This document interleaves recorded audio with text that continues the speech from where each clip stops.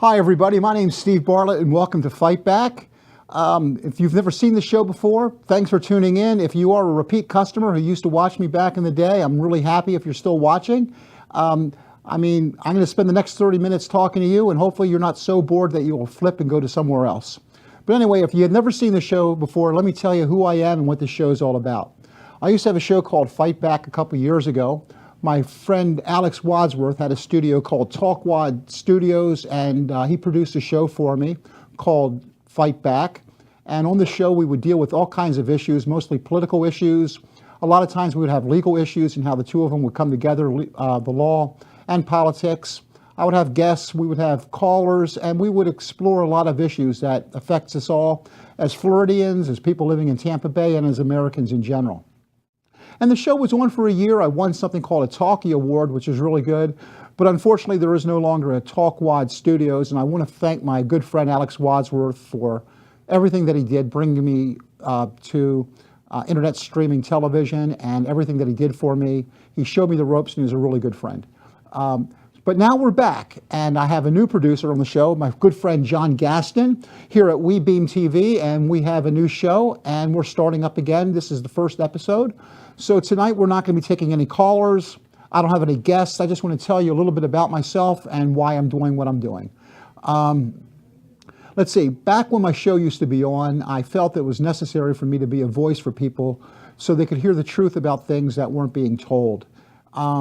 And right now, more than ever, I think we still need to have a voice, because right now we're living in a land of confusion where there's so much misinformation, there's so much tribalism with everybody fighting, that no one is trying to come up with solutions to problems. The only solutions that you hear about problems are the same solutions that everybody else is parroting. They hear it on their Fox News or on MSNBC, and then they just repeat it because that's what their team tells them to repeat.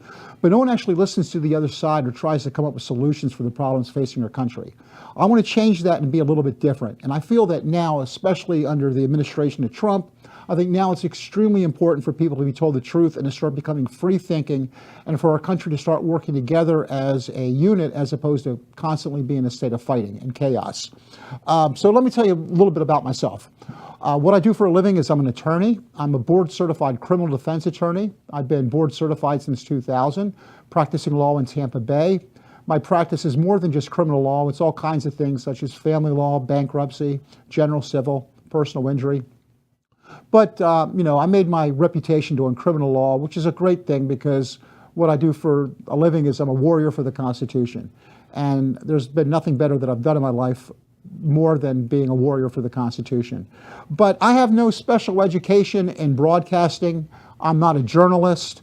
I have no political experience. I'm just a regular person like anyone else. I watch TV, I read newspapers, I read magazines, I do my own research, I crunch my own numbers, and I try to use common sense to come up with common sense solutions. And I love to talk to people about the problems that are facing our country and try to get insight as to why people believe the way they do and try to come up with common ground to come up with solutions. But that's all I am. I'm just a regular person. I'm an attorney, which kind of helps because I understand the law. When I hear about certain statutes, I actually go and read about it. I read about the constitutional issues, and I'm going to be able to give you some feedback on that in the future. But I have no special skill, and I'm not a journalist. So why should I have a show? Well, look at the other people who have shows, and they don't have any special skills or talents or education either. You look at somebody like Sean Hannity. Sean Hannity's a multimillionaire with his big show on Fox, but what's his background? Well, he dropped out of college. He was going to NYU, he dropped out, and his only career before he became this person that he is now is he was a disc jockey. You look at somebody like Rush Limbaugh. He was a dropout of college too. He went to Southeast Missouri State, and he was a disc jockey as well. Glenn Beck, he dropped out of college and was a disc jockey. Now, I'm not trying to say that because they dropped out of college, you shouldn't listen to them, that people who have advanced educations are some way better than other people.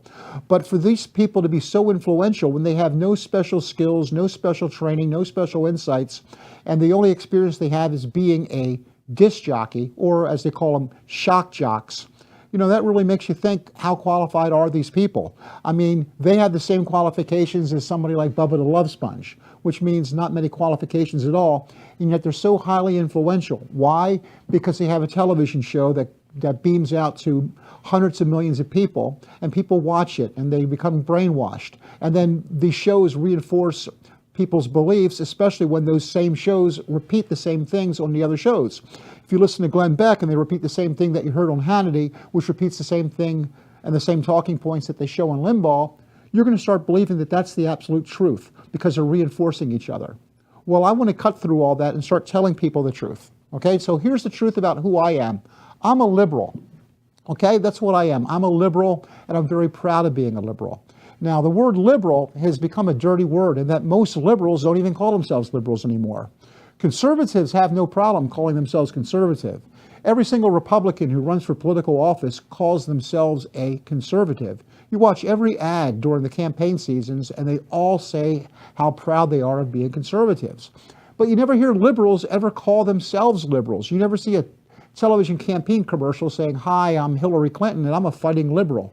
You will never see that, regardless of how liberal the person may be. Bernie Sanders never even called himself a liberal. Okay? Why is that? Well, because in the 1980s, the Republican media establishment created liberal as being a bad word, so that it has a negative connotation. They started calling people tax and spend liberals, and liberals should be never trusted because all they want to do is take your money and spend it giving the money away. But that's how conservatives define liberalism, okay? That's not how liberals define themselves. Some liberals now call themselves progressives, and I like that term because progress means something positive. We're trying to make progress. But being a liberal, I go by that old-fashioned term because I'm proud of being a liberal. And when we come back from break, I'm going to tell you, in my opinion, what it means to be a liberal and what being a liberal stands for. So don't click, because after this word from our sponsor, I will be telling you all about what it means to be a liberal, in my opinion.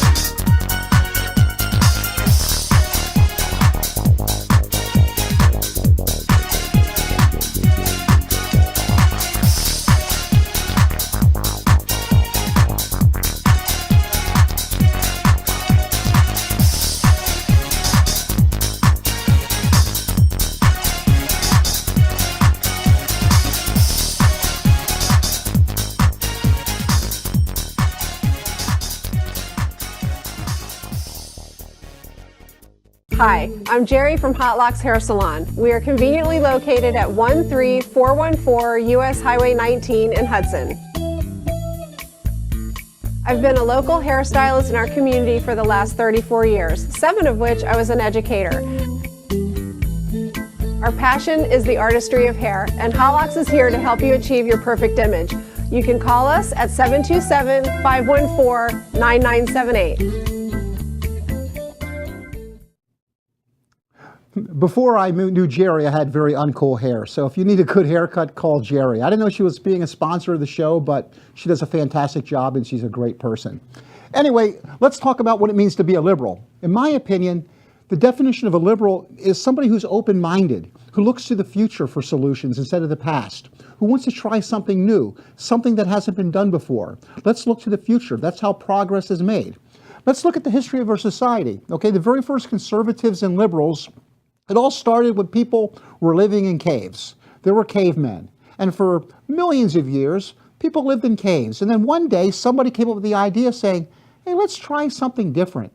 Instead of going around looking for food during the day and then going back to the cave at night and being hunter-gatherers, why don't we try to create a community and become farmers and have a society so we don't have to travel around? And that's how civilization was born, because people took a chance and looked to the future and tried something different. That's what the idea of being a liberal is to me. If you don't want to make changes, then there's never any progress, and you stay in the cave. You're a caveman forever. Being a liberal to me means trying something new, trying something different, expanding your mind. Okay? And there's certain values that being a liberal are instilled in people that I believe. I believe that people are better off sometimes helping each other instead of always being on their own. Sometimes you're better off doing things by yourself, but some things are so large that only a community can do it together. Look at the space program, NASA.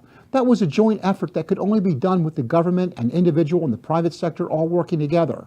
And that's what liberalism is, that we come together as a community because we realize that people are better off in a society working together than being on their own. Back when you were cavemen, people were on their own. They would go out, they would gather food, they'd hunt, they'd gather stuff and bring it back. But then we started becoming a society in which we started all doing different jobs in the community. Some people would be teachers, some people would be bakers, some people would be farmers, some people would be leaders.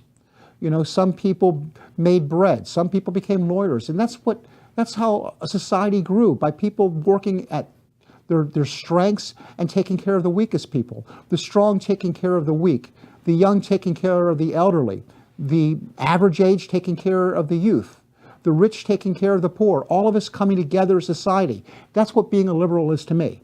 Now, why am I a liberal? What forced me to be a liberal? Well, there's a lot of factors that creates a person's ideology. People aren't blank slates or tabula rosas and start deciding to be who they want to be when they hit the age of 21. When you're a kid, you pretty much start developing your own political ideology. And for me, I would have to admit, a lot of it was television. I'm sure I grew up watching TV shows that kind of made me a liberal. Shows like MASH, where the liberals were people like Hawkeye. The conservatives were people like Frank Burns. I wanted to be more like Hawkeye, not Frank Burns. Or watching All in the Family, where you had the racist bigot and Archie Bunker. I remember watching the Vietnam War, people coming home and how disturbing that was, and being anti-war even as a kid and being for peace. The rock music that I listened to, the Beatles and John Lennon were all talking about liberal ideals. I was never very religious growing up, but if you look at the teachings of Jesus, to me, Jesus seemed to be a liberal. He was for the underdog. Liberals are for the underdog. Jesus was for helping the poor. Liberals are for helping the poor. Jesus was for tolerance and forgiveness instead of being harsh, but giving people a second chance and letting people, be the way they want to be and not judging them for them. That's very liberal type traditions. So all of these factors help combine to become the person who I currently am. So I'm not going to defend myself by allowing other people to define what a liberal is. A lot of people on Facebook say the most horrible, hateful things about liberalism and leftists and say that we are basically the sons and spawn of Satan. You can't define me or what I believe in. I know what I believe in. We don't go to some secret convention and have these little rituals where we sit there and decide how we're going to screw over society and how to hurt people. We believe the way we believe because we want to help people. We want to make society better for people. We want to help poor people. We want to help minorities. We want to help those who have been discriminated against. We want everyone to succeed. We want everyone to have proper education. We want everyone to have proper health care. That's why we believe what we believe. Now, you can disagree about our methods and our ways of achieving it. You might think that we're foolish. You might think that we're wasting too much money or that our solutions are bad ideas. But don't judge us as people. Don't think we have this agenda to destroy America. We don't. Don't think that we're sitting there wanting to become Soviet stooges, like we want to go to the way the Soviet Union used to be, or that we're followers of Pol Pot. We're not. We want to make society better for everyone. And people have to sit there and listen to our ideas instead of just condemning them because we're on a different team. Okay? Now, I look at liberals, and I'm proud of what liberals have achieved in our society. If you look at the great achievements in America in the last 100 years, these achievements are done by liberals. Liberals have done great things for our country, but people don't talk about it. The Civil Rights Act of 1964, which allowed blacks and whites to actually eat in the same restaurant, that was liberalism. Don't say because of the fact that there were Southern Democrats who were bigots who were against it that it wasn't a liberal achievement. Back in the 1960s, there were liberal Democrats and liberal Republicans. There were ultra-conservative Republicans and ultra-conservative Democrats. So both of the parties weren't the way they are now, in which the Democrats are liberals and the Republicans are conservative. So don't say that because Democrats were against in the South the Equal Rights Amendment, that it was not a liberal idea. The Civil Rights Act of 1964 was a very liberal idea. Social Security, people being able to retire with dignity, that was the liberal FDR who came up with that. Disability insurance, so that if you become sick or ill and people take care of you instead of you lying in the street like they are in India being untouchables, that's liberalism. Medicare, so old people have health care when they're retired, so people in their 80s and 90s have access to health care without having to lose everything they own. That's a liberal idea. The Clean Water Act, the Clean Food Act, the Food and Drug Administration, that are methods of how government makes your lives better. These are all liberal ideas. Pell Grants, so that students can get an education so they can better themselves and be more educated than the generation that came before them. That's all liberal ideas. Child labor laws. That's a liberal idea. The 40-hour work week, including the weekend, was created by liberals. Unemployment benefits, workers' compensation, the Peace Corps, the Veterans Administration, NASA. Liberals beat Hitler. Liberals have achieved so many great things in this country. We're not perfect. Without liberals, we would not have Cadillacs, we wouldn't have Corvettes, but because of Obama saving the General Motors from bankruptcy. Okay, liberals have done so many great things, but think to yourself, what achievements has the right wing achieved? Besides giving tax breaks to the rich, what achievements have they made? So I want you to think about that while we're at break. Think about it and try to think of all the great achievements that the conservatives have made and balance them out against all the achievements that liberals have given you.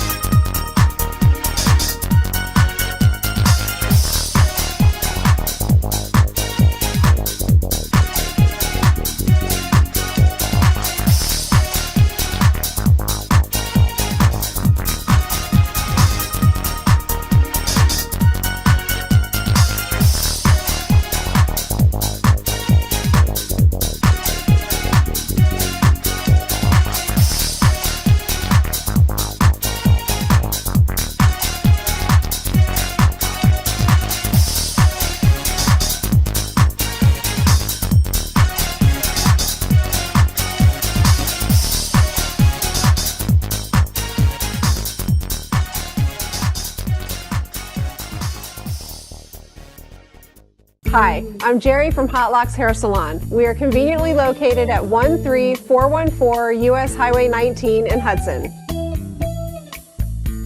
I've been a local hairstylist in our community for the last 34 years, 7 of which I was an educator. Our passion is the artistry of hair, and Hot Locks is here to help you achieve your perfect image. You can call us at 727-514-9978. Okay, now the name of the show is called Fight Back. Now, why is it called Fight Back? Because that's what I want people to do. I want people to start fighting back. But here's the question, how do you fight back? There's a lot of chaos, there's a lot of hate, there's a lot of anger, and people are constantly on Facebook yelling at each other. That's not how you fight back. That's not how you're going to defeat the Trump agenda. Okay, so here's the method of how I think people should learn how to fight back in these various steps. The first step is to identify the problem. What is the problem? Who are we fighting? Guess what, folks? Trump isn't the problem. He's not. Trump is a symptom of the problem. If Trump dropped dead tomorrow or was impeached, we would still have the problem. The problem is this anger and hatred and extremism and this mean-spiritedness that's going on. The problem is what led Trump to become elected. A lot of the people who voted for Trump because they felt unhappy. They felt scared. Why were they scared? Why were they unhappy? And why did they turn to him as their solution? What can liberals do to have these people who are scared and disenfranchised come see a different way of thinking as opposed to allowing themselves to be seduced by a con man like Trump? Okay, here's the big problem, in my opinion. The biggest problem isn't that isn't the conservatives, isn't the right wing. The problem itself is the actual tribalism, the fighting, the constant hatred, the refusal to actually listen to the other side to try to get consensus. That's the real enemy. The enemy is the tribalism, putting your fingers in your ears and going blah, blah, blah, blah, blah, I'm not going to listen to you, and just throw bombs and say how much you hate the other side. That's the problem. But here's the question. Who's behind it? Who's causing us to be that way? Who benefits from all this fighting and all this anger and all of this? In my opinion, the real problem in our country is that we are a plutocracy disguised as populism. Trump didn't become where he is because of the populists. He's exploited their populist fears. Instead, he's a plutocrat. He cares about helping the 1% of the 1% who are really controlling everything. That's why Congress is made up of nothing but multimillionaires. That's why their real agenda is the things such as a tax cut, which helps the 1% of the 1%. They're the real enemy. And they just don't own the Republican Party. Guess what, folks? They own the Democrats too. So we have to identify the problem, that we're not the enemy. We are fighting amongst ourselves. We're doing what the enemy wants. The enemy is the 1% of the 1%, the plutocrats who are really running this country. Conservatives are good people too. A lot of my best friends are conservative. I'm in groups with them. I have lunch with them. I see them all the time. We talk politics. The producer of the show, who's a good friend of mine, we disagree on politics all the time, but he's a good person. Just because someone has a different political view from you doesn't mean they're a bad person. Okay, now some of them I consider just to be pawns from the plutocrats, and that they just don't know the truth because they've been fed a pack of lies, they've been brainwashed, or they've been given a bunch of propaganda. And you know what? They probably think the same thing about me, and that's a fair fight. Okay, but we have to recognize that people who disagree with us are not the enemy. And calling people stupid and being condescending towards them, which I admit sometimes I am, that's not how you persuade people. The way you persuade people is by going to the third part, which is you have to listen. If you want to fight back, before you can start fighting, you have to listen. You have to figure out what other people feel and why other people believe the way they believe. And then you can try to find common ground by finding out what scares these people, what are their fears, and what would make them happy. Then you can start tailoring your argument so you can tell them that your solution actually helps them with their ideas. In other words, if someone sits there and says that they're pro-life and they hate abortion, don't just sit there and scream at them. Tell them, well, maybe we can reduce abortion by having more people use condoms. If we have less pregnancies, then there'll be less abortions. That the real enemy is unwanted pregnancies. You stop that, then you stop abortions. Then you get someone who's pro-life kind of on your side. But that's what you have to do. You have to listen to why people feel the way they do instead of yelling at them, and then try to address those needs if you ever want to persuade them. Okay? Fourth, knowledge is power. The best way to fight back is by knowing the truth, by understanding things. Okay, there's so many lies out there. That, you read things on Facebook, most of them are lies. It's turning out that they're from Russian robots right now, that they're purposely stirring things up, that they're purposely lying to us. Fox News is so full of lies, and Breitbart, and people don't know the truth. What I promise to tell you is the truth as far as I can tell what it is. I will do my best to tell you the truth. I may be wrong, but I'm not going to try to lie and deceive you. I have no agenda. I have nobody paying my salary. I'm doing this for free. Nobody owns me. Okay? I will do my best to tell you the truth, because truth is power, and the truth shall set you free. And then finally, what we will do is we will try to create solutions together. I will have guests on my show, and we'll try to come up with solutions to these problems. We're going to have different topics on the show in the future. This is what I envision my show being. We'll explore legal issues like, should bakers have to sell cakes for gay marriage? Should they have to do that? What's the constitutional implications of that? Did Hillary actually commit crimes by using her server with the Clinton Foundation? Instead of the talking head saying lock her up, let's look at the law. Let's examine the facts and find out whether she committed a crime and what crime it actually was that she did. How can we reduce gun violence without trampling on the Second Amendment? Can we do both? Can we stop the shootings in the schools? Can we reduce crimes in inner cities? And can we also respect the Second Amendment? How do we do that? How do we create an economy that puts more money in the pockets of the middle class instead of just giving more and more wealth to the rich? How do we do that? How do we repair the relationship between law enforcement and the African American community? These are all important issues, and many, many more we're going to have on this show. Trust me, there's going to be a lot of Trump bashing, but that's not what the purpose of the show is. The purpose of the show is to come up with solutions, okay? Now, there's different ways we can handle things. If there's a problem and you see oppression, you can do a couple things you can do. You can join the oppressors and be part of the popular crowd and jump on the bandwagon. Don't do that. The second thing you can do is you can bury your head in the sand. You can bury your hand in the sand and pretend it doesn't happen. Watch television. Watch a sporting event. Instead of caring about injustice, watch a football game. Don't do that either. The third thing you can do is you can actually read. You can read and you can learn. You can read and you can learn the truth, and you can have an open mind, and you can reject hate and instead enter a dialogue as an American by exercising your First Amendment rights. And then once you can do that, you can raise your head high and you can begin to fight back. Thank you. I'll see you next time.